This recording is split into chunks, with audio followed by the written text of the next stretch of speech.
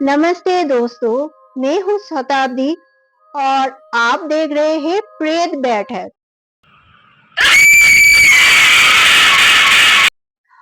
आज का जो स्टोरी है वो है मेरे गांव के हस्बैंड वाइफ है। हस्बैंड का नाम है आशीष और वाइफ का नाम है सीमा और उनके साथ रहते हैं आशीष के माँ। ये तीनों मिलकर इनके घर है और आशीष और सीमा के एज बहुत हो गए हैं लेकिन उनके अभी तक बच्चा नहीं हुआ है। ये इनका एक बहुत ही अफसोस है, दुख है कि हमारे बाद हमारे इतने बड़े संपत्ति को कौन देखभाल करेगा, क्योंकि वो लोग बहुत ही बड़े बहुत ही उनके पास दौलत थे। वो आशीष एक किसान थे, उसके पास बहुत सारे जमीन था और गाय भैंस बहुत थे और नौकर चाकर की कोई कमी नहीं थी। घर में कुछ चीजों की कमी नहीं थी, कमी तो थी बस एक ही एक बच्चे का। तो सीमा भी इस बात से बहुत परेशान रहती थी कि क्या होगा हमारे बाद, हमारे इतने बड़े जो प्रॉपर्टी है इसके देखभाल कौन करेगा। आशीष भी बहुत ही परेशान रहते थे। उनका एज 50 साल का हो गया है आशीष का, और उनकी जो वाइफ है सीमा, उसका भी 40 साल का एज हो गया। उसकी माँ भी परेशान रहती थी कि पोता पोती का मुख क्या इस जन्म में मैं नहीं देख पाऊंगी। फिर ऐसा होता है कि सीमा सोचती है चलो ऐसा करते हैं कि हस्बैंड का दोबारा शादी करवाते हैं। शादी वो करवाना चाहती थी लेकिन ये जो घर की जो वो मालकिन थी ना, इसका बंटवारा नहीं करना चाहती थी। इसलिए उसने ऐसे एक लड़की को ढूंढ निकाला जो उसके माँ बाप बचपन में ही गुजर गई है। वो अपने भाई भाभी के साथ उनके साथ रहती थी। उसका एज था 18 साल का एज था और आशीष का 50 साल। तो सोचिए, लेकिन उसके भाई भाभी भी बहुत ही गरीब थी। इतना गरीब के वो लोग खाने के चीज के लिए भी प्रॉब्लम हो जाता। एक एक दिन खाने के लिए भी वो लोग तरस जाते थे। तो ऐसा किया, सीमा ने देखा कि इस लड़की को इस घर के बहू बना के लाते हैं और इससे ही हम अपने जो बच्चा चाहिए हमें ले लेंगे, उसके बाद इसके देखा जाएगा। फिर उस लड़की का नाम था मालती। लड़की स्वभाव में बहुत ही अच्छी थी, शांत स्वभाव की थी। तो वो मजबूरी में आशीष के साथ उसका शादी करवा दिया गया, उसके भाई ने करवा दिया, उसको भी करना पड़ा। क्या करती वो, उसके पास कोई ऑप्शन ही नहीं था। फिर वो शादी करके इस घर में आई। मंदिर में उसका शादी करवा दिया गया, कुछ ज्यादा रिलेटिव को बुलाया नहीं गया, ऐसे ही सीधे साधे तरीके से उनका शादी हो गया। फिर शादी करके जब वो इस उसके ससुराल आई तो उस घर की तो मालकिन सीमा थी। तो सीमा ने उसको सारे रूल्स है जो सीमा का, वो उसको समझा दिया कि मेरे घर में ये मेरा घर है, ये सब कुछ मेरा है, इसमें अपना हक जताने की कोशिश मत करना और पति के ऊपर भी तुम्हारा कोई हक नहीं रहेगा। तुमको यहाँ पर बस बच्चा देने के लिए लाया गया है, तुम हमें बच्चा दोगे और इस घर में नौकरानी की तरह ही तुम रहोगे और इससे ज्यादा कुछ उम्मीद तुम हमसे मत करना, पति से भी नहीं। तो उसको एक छोटा सा घर एक रूम दिया गया और उनके जो नौकर चाकर थे सबको सीमा ने छुड़वा दिया। उसके आने के बाद सबको निकाल दिया काम से। फिर सीमा उसके साथ दिन ब दिन बहुत ही गलत तरीके से पेश आती थी। उसको खाना ठीक से नहीं देती थी, उसके हस्बैंड के साथ ठीक से बात भी नहीं करने देती थी। हस्बैंड भी सीमा से बहुत ही आगे, सीमा से बहुत डरता था और प्यार भी बहुत करता था, इसलिए सीमा जो कहती थी उस घर में वही चलता था। आशीष के माँ भी कुछ नहीं कह पाती थी। फिर हुआ ऐसा, एक दिन देखा गया कुछ महीनों बाद मालती कंसीव करते हैं।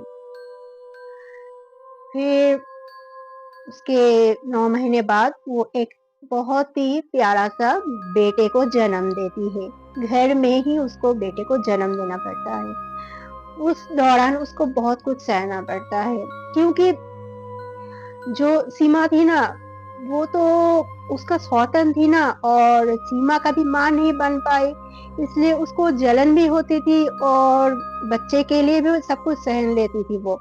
लेकिन दिली दिल मतलब वो मालती को बिल्कुल पसंद नहीं करती थी। फिर बच्चा होने के बाद से ही उसके ऊपर टॉर्चरिंग और बढ़ जाती है। सीमा उसके ऊपर काम का बोझ और बढ़वा देती है, बच्चे को भी उसके पास नहीं रखती। बस मतलब जब उसको खाना खिलाना होता था तब बच्चे को उसके पास लाती थी, और अदर्स टाइम उसको अपने पास ही रख लेती थी, और उसे बच्चे को पहले से ही अपना बच्चा है ये हक जताना था। इसलिए सीमा मालती को धीरे-धीरे और टॉर्चरिंग करना शुरू कर दिया। उसका खाना-पीना पहले भी अच्छा नहीं था, लेकिन अब इस टाइम और भी मतलब उसको जो बचा हुआ खाना था वो देती थी, टॉर्चरिंग उसका कपड़ा नहीं देती थी, कपड़े मतलब कुछ भी उसको नहीं देती थी। उसके लिए कुछ नहीं आता था। उसके हस्बैंड के साथ भी उसको बात करना नहीं देती थी। एक सासू माँ थी जो मालती को प्यार मतलब थोड़ा-सा प्यार करती थी, उसके लिए सोचती थी, उसको छुपा के कुछ लाके खिला देती थी, ऐसा होता था।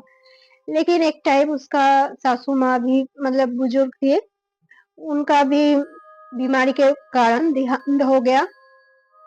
फिर सीमा जो है और भी मतलब उसके ऊपर टॉर्चरिंग का जो लिमिट है वो बढ़ाते गए। फिर एक टाइम कुछ साल बाद जब उसका पहला बेटा है, उसका जब 10 साल का एज है, तब फिर से मालती कंसीव करती है, और ये देखकर सीमा का गुस्सा और ज़्यादा बढ़ जाती है कि उसके हस्बैंड के ऊपर उसका गुस्सा आ जाता है कि तुमको मैंने मना किया था ना, फिर से तुम उसके पास गए हो। फिर हस्बैंड चुप रहता है और सीमा का गुस्सा और बढ़ जाता है। इस बार मालती को सीमा और भी टॉर्चरिंग करती है, इस बार उसके ऊपर हाथ उठाती है, सब कुछ मतलब लिमिट क्रॉस कर जाती है। फिर ऐसे ही करके उसका दूसरा बेटा जन्म लेता है। पहला बेटा का नाम है देवनाथ, इस बेटे का नाम देता है सोमनाथ।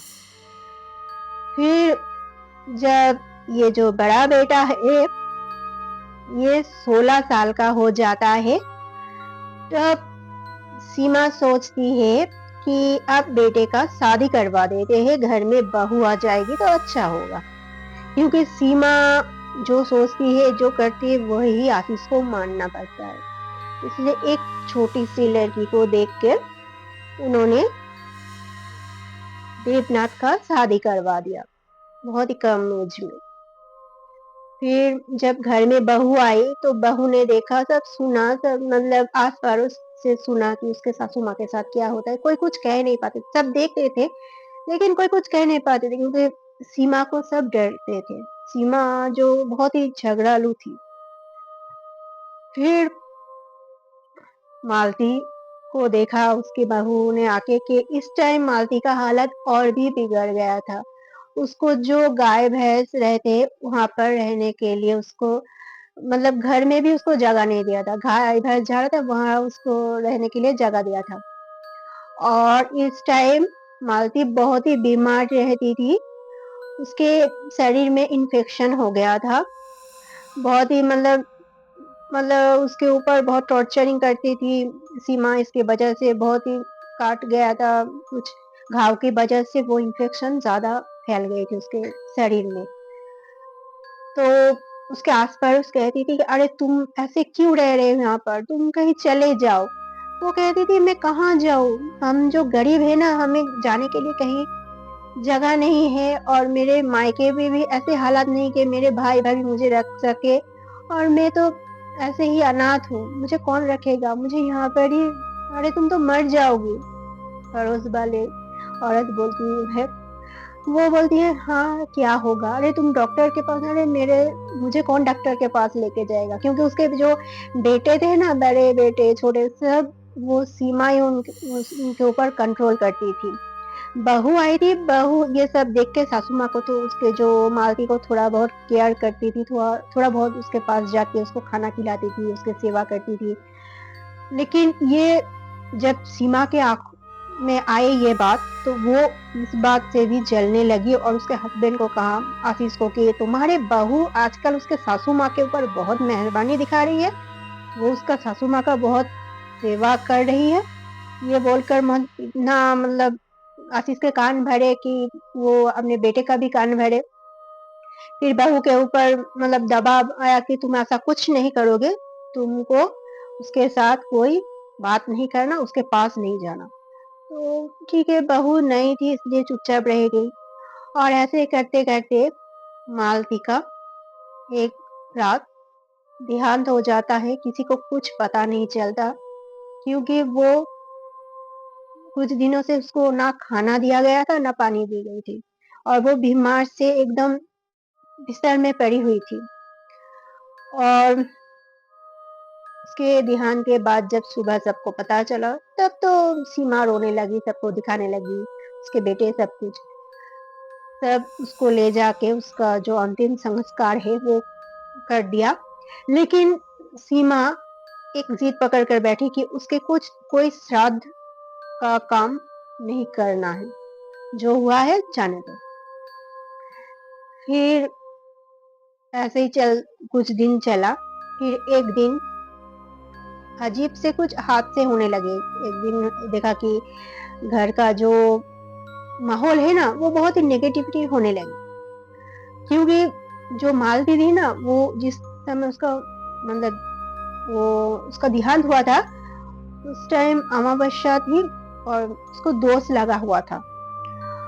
तो और उसका जो मौत हुआ था ना, बहुत ही दर्दनाक मौत हुआ था, उसको कुछ नहीं मिला था, उसके जिंदगी में वो जो चाहा था वो नहीं मिला था, हस्बैंड का प्यार नहीं मिला था, बच्चों का प्यार भी नहीं मिला था, सब कुछ सीमा ने उससे छीन लिया था। सीमा ने उसे कुछ नहीं लेना दिया। इसलिए सीमा के ऊपर उसका जो मौत के बाद जो गुस्सा है सीमा के ऊपर आकर गिरा। फिर उसने देखा, सीमा एक दिन घर में अकेली थी। उस दिन घर में चिकन लाया गया था। चिकन को लाके मतलब शाम के टाइम था, चिकन रात को सब चिकन खाने वाला था, चिकन और राइस। फिर वो चिकन का धो के ढक कर रखा गया था, बाद में पकाया जाएगा। फिर उस दौरान उसके घर में उस टाइम बहू भी नहीं थी, और उसके जो हस्बैंड और दो बेटे वो बाहर गए थे, और घर में सीमा अकेली थी। सीमा देख रही है कि किचन से आवाजें आ रही है कुछ। सीमा मतलब वो जो बैठी थी, वो उठकर गया किचन में जाके। जब वो किचन में जाके देखती है, वो एकदम शॉक हो जाती है, उसको मतलब वो बहुत ज्यादा डर जाती है। वो देखती है किचन में जो चिकन ढककर रखा था, वो उसमें उसके जो सामने बैठकर मालती कच्चा चिकन को खा रही है, कच्चा मांस को खा रही है, और उसके मुंह से खून टपक रहा है, इधर से उधर से खून टपक रहा है। वो देखकर सीमा इतना डर गई कि वो चिल्ला के वहां पर ही बेहोश हो गई। फिर जब उसको होश आया, वो देखता है कि वो अपने बेड पर है, और उसका हस्बैंड, दो बेटा, बहू सब उसके आजू बाजू खड़े हुए हैं। फिर वो बोलती है कि मतलब वो बहुत ही डरी हुई है। वो बोलती है ऐसा हुआ है, वो सब बोलते हैं ऐसा कुछ नहीं हुआ है, किचन तो नॉर्मल है, उसमें कुछ नहीं हुआ है, चलो देख उसको जाके दिखाते हैं कि किचन में चिकन तो ढका हुआ है जैसे पहले की जैसा ही है, कुछ नहीं हुआ है। वो कहती नहीं, अरे मैंने अपनी आंखों से बोला, तुमने कुछ गलत देखा होगा, तुम शायद बीमार हो, तुम थके हुए, इसलिए तुम शायद बेहोश हो गई थी, और इसकी वजह से तुमने ऐसा कुछ सपना देखा होगा। वो बोलते नहीं, मैंने सच में देखा। कोई उसका विश्वास नहीं करता। फिर ऐसा करते करते देखते हैं कि सीमा देखते हैं एक दिन रात को, जब वो मतलब उसको टॉयलेट लगता है, वो उठकर जब जाती है घर, मतलब उनका जो टॉयलेट था ना, वो उनका बाहर था टॉयलेट, घर के अंदर नहीं था, बाहर था। तो वो जब जब जा रही थी टॉयलेट में, तो वो जब टॉयलेट करने जा रही थी तो देख रही है कि टॉयलेट के सामने कोई औरत खड़ी हुई है। वो जब देखती है कि इतनी रात को कौन है, उसको डर लगने लगता है। वो जब सामने जाती है तो देखती है कि मालती खड़ी हुई है, उसकी तरफ देख रही है, उसको घूर के देख रही है। ये देखकर सीमा बहुत ज्यादा डर जाती है, सहम जाती है। वो चिल्लाने लगती है। उसके चिल्लाने की आवाज से उसका हस्बैंड, बेटे, बहू सब बाहर आ जाते हैं और देखते हैं कि सीमा वहां पर बेहोश होकर पड़ी हुई है। वो फिर से उसको अंदर ले जाते हैं। ये सिलसिले अब बढ़ने लगते हैं और आशीष भी यहाँ पर अब फील करने लगते हैं कोई है घर में, कुछ घर में तो हो मौजूद है कोई और। दोनों बेटे भी महसूस करते हैं, बहू भी महसूस करने लगते हैं धीरे धीरे। और जो घर में जो माहौल है ना, वो अजीब से होने लगते हैं, बहुत ही डरावनी। कभी देखते हैं सीमा की मालती, अगर सीमा सोई हुई है, उसके मतलब सामने सीमा खड़ी हुई है। अगर जब सीमा खाना खाने बैठती है, तब वो खाने में देखती है कि खून, वो जो उस घर में उसके बाद से मछली या चिकन, कुछ भी अंडा नहीं बना पाते हैं, क्योंकि वो सारे खाना सड़ने लग जाते हैं। और सबसे बड़ी बात, एक दिन ऐसा होता है, आशीष बैठा हुआ होता है और काम कर रहा था आशीष, घर का एक कुछ, मतलब उसका जो घर का काम।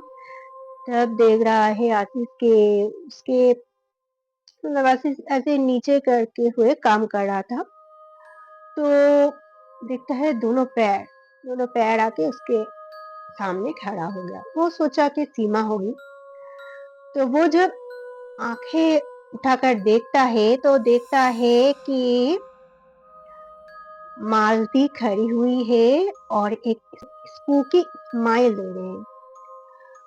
वो देखकर ना आशीष बहुत ज्यादा डर जाता है कि क्या देख रहे हो, मैं ये सच देख रहे हो क्या?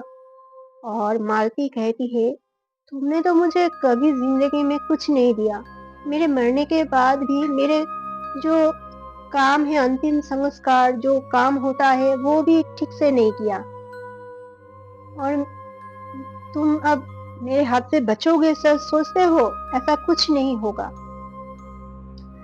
फिर एक से बढ़ एक आशीष के घर में प्रॉब्लम क्रिएट होने लगे, कोई बीमार रहने लगे। फिर आशीष ने एक तांत्रिक के साथ कांटेक्ट करता है। वो तांत्रिक आता है घर में और कहता है कि आप लोगों ने जो किया है ना, वो बहुत गलत किया है। उसके साथ आप लोग बहुत गलत किया है, उसको तो आप लोगों की वजह से कुछ नहीं मिला, और उसका मौत में बहुत ही दर्द भरा हुआ है। उसको आप लोग थोड़ा सा पानी भी नहीं दिया मरने के टाइम, और खाना भी नहीं दिया। और सीमा को कहती है, तुमने तो उसको जो मिलना चाहिए था, वो तुमने उससे सब कुछ, उसका हक छीन लिया था। उसका दोनों बेटे को भी तुमने छीन लिया था। हस्बैंड का तो हक तुमने नहीं दिया था, इसीलिए वो तुम लोगों के ऊपर बहुत ही गुस्सा है और वो बदला चाहती है। फिर सीमा बोलती है, बाबा जी आप कुछ भी करके इस प्रॉब्लम से हमें पीछा छुड़वाइए। फिर कहते, हाँ वो कुछ किया करना पड़ेगा, यहाँ पर कुछ यज्ञ करना पड़ेगा, फिर शायद कुछ ठीक हो पाए। मैं बता नहीं सकता हूँ कितना ठीक हो पाएगा। पूरे वो बहुत ही पावरफुल है। फिर सीमा कहती है कुछ भी करके आप ठीक कर दीजिए। आशीष भी कहता है क्योंकि हम बच्चे बहू सबके साथ रहते हैं, किसी को कुछ हो गया तो क्या होगा। बोला, हाँ वो तो तुम में से किसी को ले जाना ही चाहती है। तो सीमा कहती है कुछ भी करके सब कुछ ठीक कर दीजिए। ठीक है। फिर होता है ऐसा, सारे जो यज्ञ करना है, जो क्रिया करना है, ये बाबा जी वो एक तिथि बता दिया था, वो उस तिथि में वो करने वाले थे। लेकिन इससे पहले एक बहुत बड़ा हादसा हो जाता है। जो आशीष है ना, उसको मतलब अचानक से दिल का दौरा पड़ता है और उसका देहांत हो जाता है।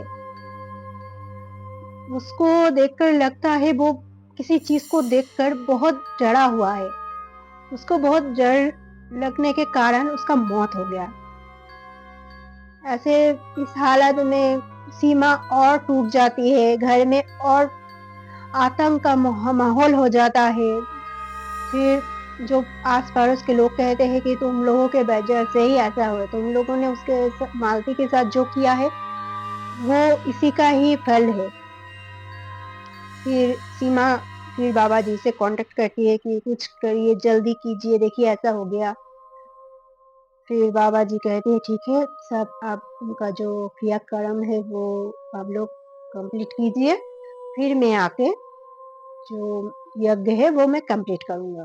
फिर उसका जो क्रियाक्रम है सब कंप्लीट किया। फिर एक रोज बाबा जी आता है, आके यज्ञ में बैठता है। फिर बहुत सारे मतलब बाधा आ रहा था, प्रॉब्लम क्रिएट हो रहा था, लेकिन फिर भी बाबा जी ने जो यज्ञ है वो कंप्लीट किया। और उन्होंने जो क्रिया करने के बाद कुछ घर को बांध दिया कुछ चीजों से, सारे लोगों का जो गांव गांव को बांध दिया। और बाबा जी ने कहा कि आप लोग संभाल के रहना, और जो मैं चीज यहाँ पर करके हूँ वो कभी भी अपने घर से हटाना मत, और संभाल के रहना। आप लोगों ने जो गलती की है वो तो बहुत बड़ा गलती की है, अब भगवान जाने। फिर देखा जाए धीरे धीरे सब कुछ ठीक होने लगा।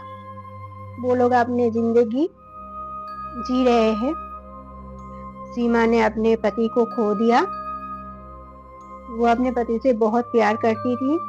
सीमा की लालच ने और सीमा की जलन ने मालती की जान ले ली थी। क्या होता अगर मालती को थोड़ा सा प्यार देती, थोड़ा सा उसका अपना हक दे देती, तो कुछ नहीं होता ना। उसको इतना मतलब इतना जिंदगी में उसको दर्द दिया उसने कि उसे सब कुछ से उसको मतलब हक उसका छीन लिया। उसको कुछ नहीं मिला, बेटे दोनों बेटा होते हुए भी उनका प्यार नहीं मिला। बहू थी, पति थी, सब उसका ही था। उसका जो वो सीमा ने अपने मतलब जलन की वजह से कभी उसका वो हक नहीं दिया। तो इस कहानी में यही पता चलता है कि कभी किसी का हक मत लो। और अगर आप किसी को वो इज्जत वो प्यार नहीं दे सकते हो तो किसी की जिंदगी भी खराब मत करो। अगर आप लोगों को ये स्टोरी अच्छा लगता है तो लाइक कर देना और चैनल को सब्सक्राइब कर देना। And take care.